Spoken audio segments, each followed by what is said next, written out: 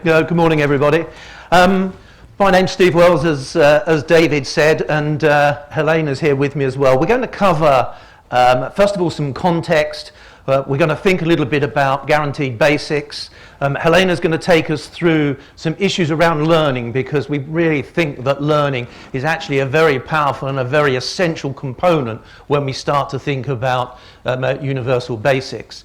I then want to think a little bit about funding, some sort of ideas about how things like taxation may change, and I want to kind of draw some conclusions, draw some threads together about what I think a lot of this stuff might mean. So the first thing I want to do is really touch on some of the things that some people have already spoken about, and that's this notion that whilst we talk about how important technology is and how technology is radically changing our landscape, it's kind of one of the things that's changing right now. And those other changes are very much around the way we live our lives, the way we run our businesses, access to universal science and technology, ideas around human enhancement, transhumanism. So there are a whole bunch of different things that are starting to emerge across society that add complexity and add uncertainty. And this notion of uncertainty is one that I think I'd quite like to explore through the next half hour or so, when we think about it in the context of universal basic income, universal basic services. So if we just kind of take the technological landscape away at the moment and think about that, we've heard quite a bit already about the potential of artificial intelligence and what that might do, the way we live our lives, the way we run our businesses, the way that we work. But it's one of the increasingly vast array of technologies that we're starting to see emerge. And it's not just artificial intelligence that's going to change our lives, it's actually all these other technologies as well. And maybe this is where the uncertainty starts to emerge about what's likely to happen to the nature of work, the number of jobs, what we might do with whatever leisure time we have left starts to come from. So I don't think we necessarily should be taking artificial intelligence in isolation and thinking about its implications. Having said that, there's a lot of discussion, obviously, about the potential of automation, including AI, to change the jobs landscape in what I think is quite a fashionable ratio split of 48 and 52. Broadly speaking, half the people in this particular piece of work by Pew Research a few years ago said robots and digital agents will significantly reduce the number of jobs compared to what new jobs will be created. On the other hand, the other half said, actually, I think human ingenuity will prevail, and that when we look at some new technologies, we might reasonably expect more employment to come as a result, more net employment to come. So obviously there's a bit of a disparity between those 2 points. The interesting thing for me, and this is where I think we can really start to talk about universal basic income and services, is both say there are significant risks around our social society, around the social structures we have in society. So if we allow inequality in essence to continue, then what does that do to social breakdown, to social order? If we do think there's a whole bunch of new businesses about to emerge as a result of these new technologies, what are the skills that we need in the future? What are the structures that we need in order to bring those businesses and bring those job opportunities to fruition?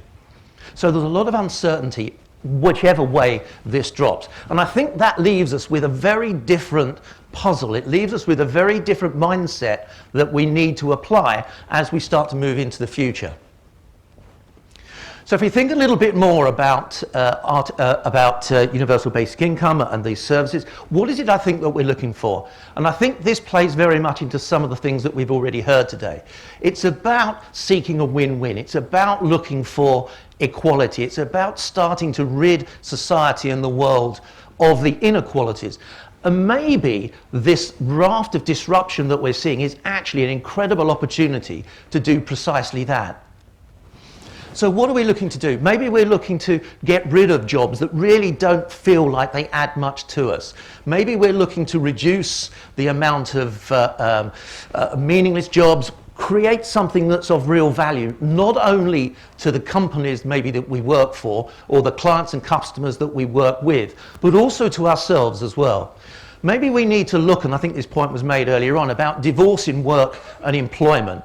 maybe we need to look then as well at the social systems we have in place to make sure that these inequalities through having work or not having work, having different types of work, or maybe wanting to take the decision to do something different with our lives, maybe we can have those choices back. And maybe one of the things that we really do need to consider, one of those social systems, is look at how education and learning can help us achieve some of those things. So I think for me, when I think about universal income, I'm not just thinking about the cash, I am thinking more broadly. So what is it that people need? Maybe that's the start point. And maybe it's not just cash. Maybe it's about thinking, how could technology enable us to change from a world of such inequality to one where maybe we can all achieve our full potential. And maybe that technology can help us achieve a sense of fairness, a sense of equity, and a sense of efficiency as well in the things that we want to try and do. So maybe when we start to think about guaranteed basics, we can think about conditional basic incomes. So rather than this notion of automatically giving everyone a basic income, I'm not too sure how politically sustainable that is. So does the new Duke of Westminster actually need a universal basic income, for example? So maybe not. So maybe we need to start to think about new ways to test entitlement, not only to the cash, but maybe also to the services. I think the idea that automation could really strip out a whole number of jobs from the economy, whether or not that happens, we still have this opportunity to look at the systems we have in place around unemployment and work-related benefits, for example, and make sure that the appropriate level of support is available to all. And I think, going back on this point that I made just now, maybe there's an opportunity to really look at how we administer these things and make sure they make sense, make sure they're transparent, make sure that if we can use some of these technologies, that technologies like AI ensures an equitable treatment for everyone, or helps us ensure that. So what might some of these guaranteed basics be? Maybe they do include things like food. No pun intended, but maybe there's a carrot and stick approach here. Because maybe we could also then look at some of these guaranteed basics and think about how the provision of food under one of these schemes actually helps support improving the health of the nation as well. Maybe these schemes could actually pay attention to the fact that one of the people receiving these benefits, these basic products, is a diabetic, and therefore the list of prohibited products that they can use their benefit on excludes those that would contribute to increasing poor health. So perhaps there are some opportunities where we can go much more broadly than just thinking about what it is that we need to do in terms of supplementing income. Can I go this way? Yeah, you're standing in front of the square. There we go. So our other guaranteed basics could include services as well. So if we think of things about like utilities, if we think about the new utility, access to broadband, if we think about travel, particularly as a way to improve mobility of people around the country and around the world, in order to look for new work, in order to go to work, in order to do the things they might need to do if they have more available free time, in order to think about what they want, what they need to improve themselves as people, maybe to think about issues of spirituality, maybe to think about things that they want to experience and learn from themselves. Maybe there's an opportunity in this new world that helps us do that if we move to a situation where more jobs are taken out of the economy than added through technology. And I think maybe we could also potentially see a new way to think about how we look at that area of new work, those areas of new jobs, and look at how we might fund those. Maybe some joint funding and crowdsource funding within the public generally, working with the government in order to achieve that. Thinking about new sorts of investment funds for startup, and particularly focusing those where the ideas that are coming to market are very much about how and what we employ people to do, and particularly on the areas where we might think that the jobs that we do have a higher value. So let's use the idea, let's use the notion that maybe automation will take out a lot of these lower value jobs and leave us with the higher value ones. because perhaps that's how we start to differentiate what we do across our businesses anyway, when we start to bring back a truly human perspective. And maybe we'll actually be mandated through our businesses to create other funds, to create the ability for startups to access funding, but not just funding, maybe other sorts of services as well. Maybe companies will be forced to take their cash surpluses, to take a proportion of their profits in order to support this new kind of startup ecosystem that maybe we need to take advantage of some of these new technologies. But one area I think that could be critically important as well is actually having employers that are just about to replace people through the introduction of automated processes and systems to create a kind of an ecosystem, a collaborative, if you like, across their own local areas to support people that do want to leave those organisations and start up their own businesses. So there's a whole bunch of things that potentially companies could do to support that, from the development of ideas through to providing grants, loans, equity, to thinking about co-investment, and to thinking about coaching and mentoring as well. So I think this idea that actually what we have is a situation where we have to provide cash to people, I think is a little bit short-sighted, because I think there's so much more that potentially we can do. And I think one of the things that really does underpin that is this access to learning and an access to education. And I'm going to hand over to Helena to talk about that. Thank you. Can I talk from here? So in this context that Steve has described how the different job scenarios could look like, we've created this chart in which you can see how across time we might see permanent employment decrease and more flexible job opportunities might be arising across time. So there are two great tendencies where unemployment by circumstance is arising, and this refers to the population where they become unemployed because of a lack of skills, because of the automation replacing their specific roles, for example. And then we also see these new jobs in a new format, in a absolutely new perspective arising. So these might be sporadic jobs, people working in specific periods of time as freelancers, people choosing to work in certain moments of the year, and then provide, be able to take advantage of their free time in an alternative way. And this interesting population of unemployment by choice, where there's people that choose to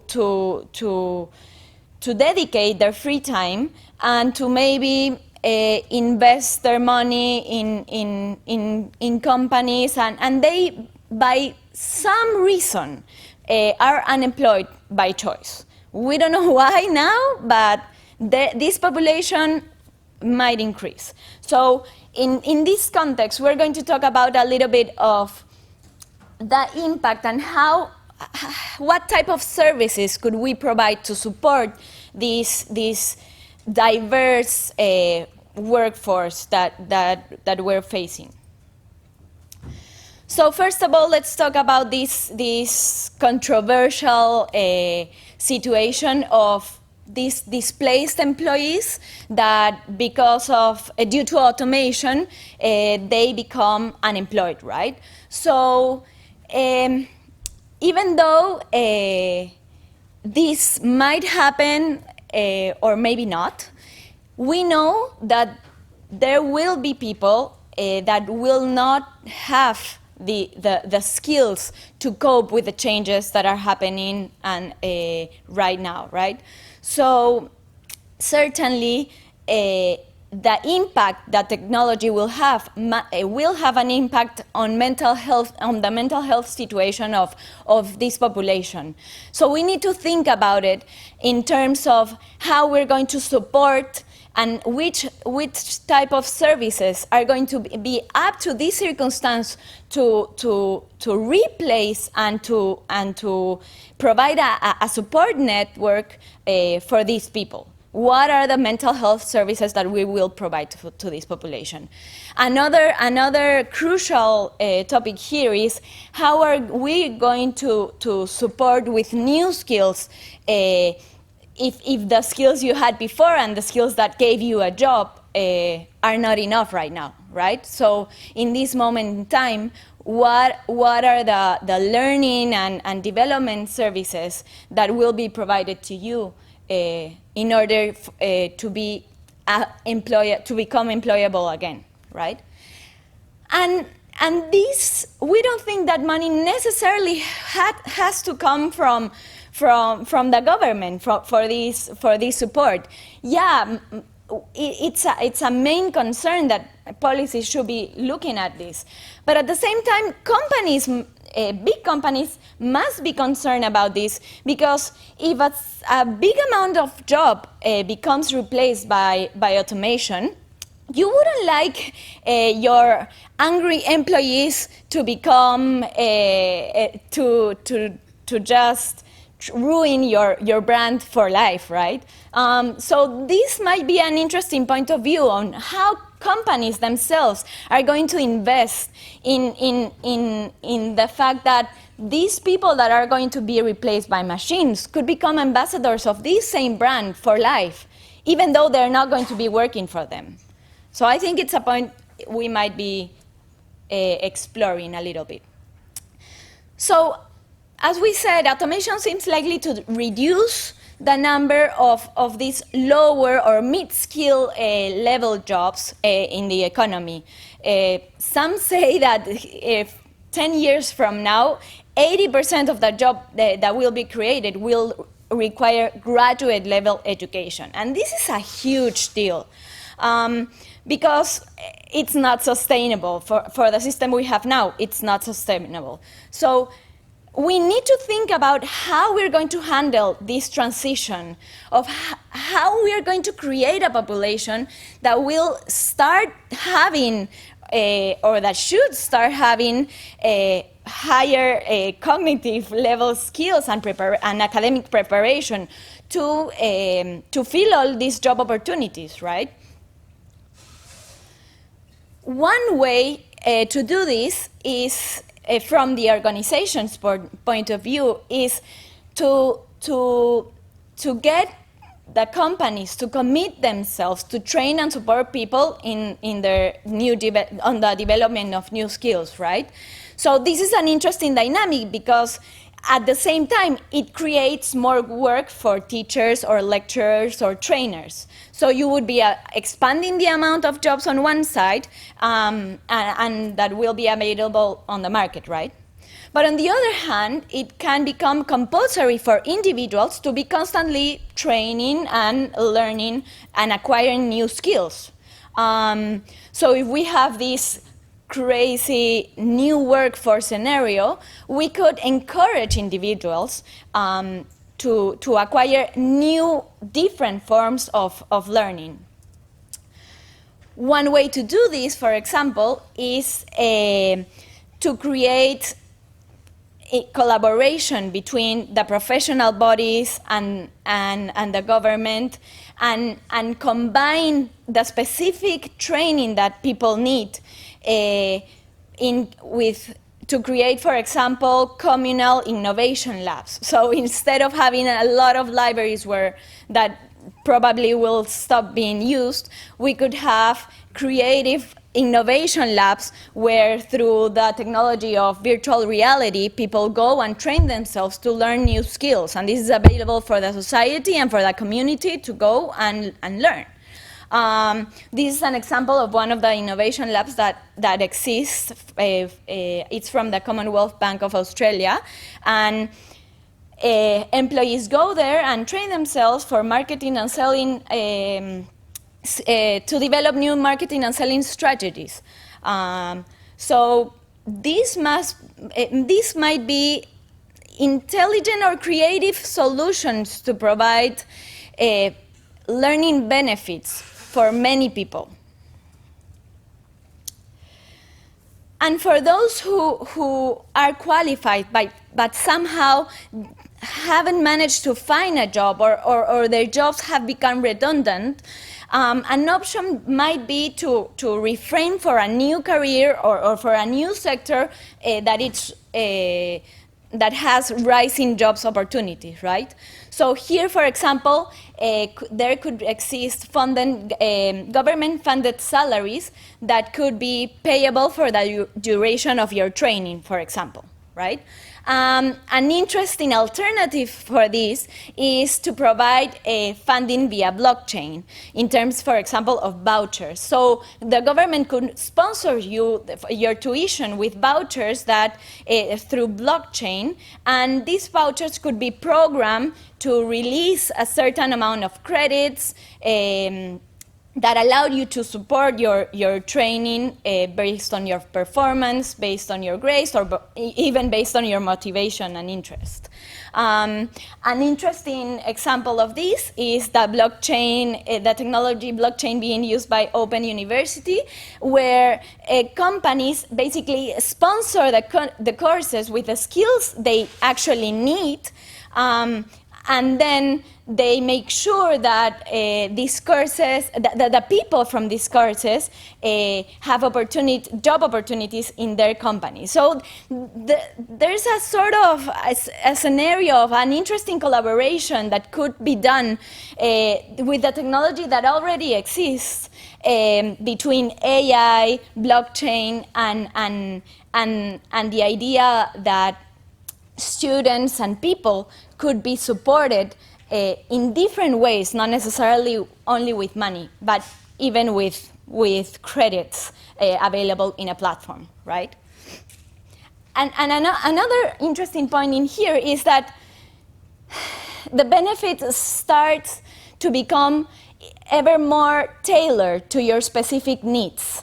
So the issue of personalization and the issue of diversity to maybe you don't need to take a degree that lasts 5 entire years in order to get a new job, right? A new job placement. Maybe you just need to improve in a couple of specific skills, and this will open a bunch of new job opportunities. So, a new reminder of the chart. We've spoken a little bit about these new jobs arising, what to do with people that are unemployed by circumstances, what to do, how to fill in a way the gaps that will come with these changes in the workforce. So now I want to talk about this other population that somehow cannot manage to get a job for any reason, and they are unemployed, and they cannot put themselves because they cannot into the work market because of any condition, because they have special needs, or because maybe they haven't found in this society a viable choice for themselves, right? This population, it's also on the side with this other population that I've spoken before, that are those who are unemployed by choice. So there's also this bunch of people that will have more free time, and they need to know and discover what to do with their time, right? Those privileged maybe. So for these people, I think it's very important to keep on thinking about how to manage these populations in terms of how are they going to still be part of the society. So if we are thinking about basic incomes or basic services for everyone, we need to still think about how to enhance the humanity of even those that are not part of the workforce.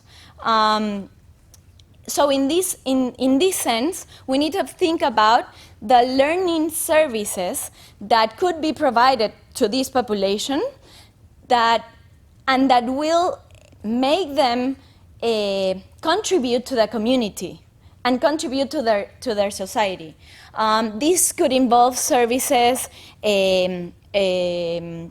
that enhance their spiritual journey. This could involve services that involve communitary work. But in the end, it's all about how these individuals are able to find a sense of purpose, right? So we've been discussing a lot about this idea and how we could think about mentoring programs and providing learning services for people not only to subsist but also to become part of a society. Because if we need to rethink about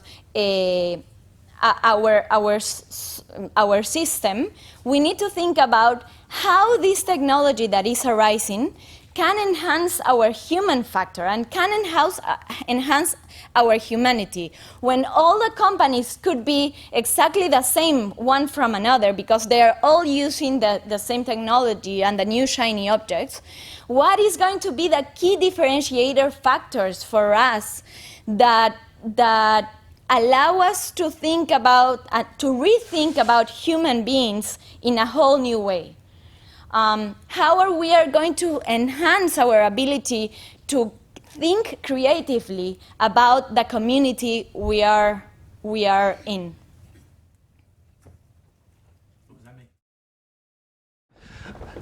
Thanks, Helena. I just wanted to kind of conclude really by thinking about some of the things maybe around the public sector. So if we think about other areas of job creation, what might the strain be, particularly through this transitional period between where we are now and wherever we might end up? Through education, through healthcare, transport, emergency services, there's likely to be some quite disruptive factors at play. So if we believe that improving the quality of life will help raise morale across society, then it sounds to me like there's quite a big emphasis required through the public sector and the public sector services that are provided to make sure that happens. And maybe one of the other potential areas that can be looked at here is investing in arts and social sciences, and maybe looking to expand the number of jobs and experiences that there are for people in those sectors. We kind of touched earlier on about, so what are some of the funding issues for this? And I guess the thing that particularly strikes me is we don't really know. There are a number of projections, aren't there, about the potential impact, the potential cost of things like universal basic income. But we don't yet know what that's likely to be, what the scale of that is likely to be. But maybe we do need to get used to being more flexible about the way that we raise taxes, the way that we tax both companies and individuals. And there are already some interesting models that maybe could be brought to bear there. For example, in the way that the UK Department of Health regulates pricing for the pharmaceutical sector, where the pharmaceutical companies' prices are effectively managed either through a tax on the return on revenue or through the amount of capital that's employed in their UK business. So there are potentially some quite interesting options, I think, including those where we start to use some of the new technologies to take a more sophisticated view on what constitutes a reasonable amount of tax for both people and companies to pay. And maybe some of the kind of sustainability factors that we're seeing could come into play in that area as well. One other area that I think cropped up in Guy's talk earlier on is the area of tax avoidance. So how can we clamp down on there? Are there ways that we can actually use players in the services sector, particularly in the legal and the accounting side, to actually chase the money on behalf of the government on a no-win, no-fee basis? Are there ways that we can use technology through bodies like HMRC to systematically check what people are earning, what people are claiming, and therefore the amount of tax that they paid? So how can we bring back the tax to the UK? It's an old chestnut, isn't it? But maybe we're getting to a point now where some of the technologies we're seeing will help us sort that out, help us release some of that money back to the economy, which can then be invested in things like universal basic income and services. But I think for me, if I kind of think about some of the conclusions that I draw from this, it's a really complex situation, it's a really uncertain situation, and I think there's a mindset challenge here. And the mindset challenge is very much about, do we do the same things that we've always done? Do we play by the rules of the familiar game? Because maybe if we do that, we'll always get what we've always got. So it does seem to me that we seem to be talking in order to move to a more equitable world, that we need to create a new game. But how do we change both our organisational, our individual, our governmental DNA? How do we change our mindset to think very differently about this new world that we're coming into?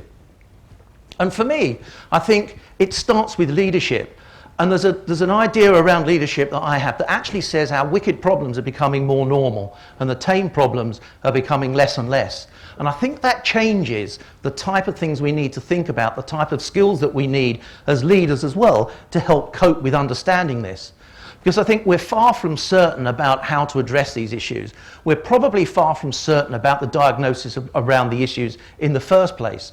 And we're certainly not very agreed on what exactly we should do in order to resolve those. And those seem to me to be really clear characteristics about wicked problem, about the problems being of a wicked nature, rather than maybe what we've seen in the past, which is reasonably pedestrian change compared to what I believe we're coming into now, and having a reasonably secure idea and fairly good agreement about the kind of solutions we have available to us. And I think if we think about those together with the issues that we've spoken about earlier, then actually, as well as the problems we might be looking to address, we actually have an incredible opportunity to think about how we use this situation to create a very human future. Oh, one too far. Thank you. Thank you very much, Dave. So why don't we bring all the speakers back on the stage? Because I think it's a chance now to have 15 minutes in which we hear from the audience questions addressed to the whole set of debate issues that have been raised.